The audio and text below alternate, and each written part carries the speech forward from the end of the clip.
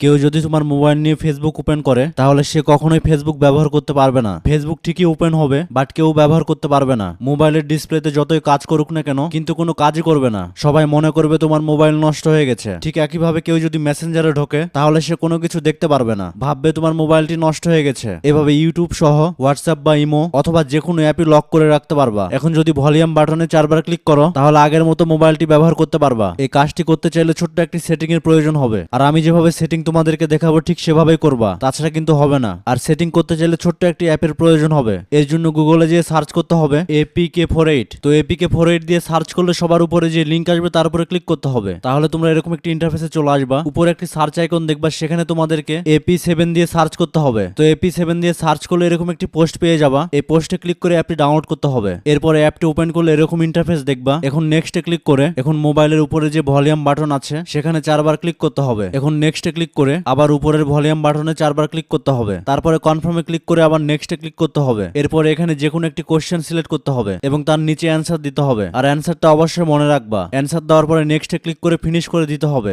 এরপরে ওকেতে ক্লিক করে উপরে ভলিউম বাটনে আবার 4বার ক্লিক করতে হবে। এরপরে অ্যাপ লকটা অন করে দিবা। এরপরে তোমার মোবাইলে যে কোনো অ্যাপ তুমি লক করতে পারবা। সাপোজ আমি যদি এখানে ফেসবুক লক করি তাহলে ফেসবুকের পাশে তালা আইকন দেখবা, এই তালা আইকনে ক্লিক করে দিতে হবে। এরপরে ব্ল্যাক যে অপশনটা আছে এখানে ক্লিক করে ট্রান্সপারেন্ট করে দিতে হবে। আর এভাবে তুমি চাইলে যে কোনো অ্যাপ লক করতে পারবা। তুমি যেই অ্যাপগুলো লক করতে চাও সেম ভাবে করে নিতে পারবা। এখন আমি যদি ইউটিউব লক করি তাহলে তালা আইকনে ক্লিক করে ব্ল্যাকে ক্লিক করে ট্রান্সপারেন্ট করে দিতে হবে, তাহলে কাজ শেষ। এখন যদি আমি ইউটিউবে ঢুকি তাহলে দেখবা ইউটিউব কোনো কাজই করছে না। এখন যদি ভলিউম আপ বাটনে 4বার ক্লিক করো তাহলে দেখবা আগের মতো কাজ করছে। এরকম নতুন নতুন অ্যামেজিং সব টিপস এন্ড ট্রিক্স পেতে অবশ্যই আইডিটা ফলো করে রাখবা।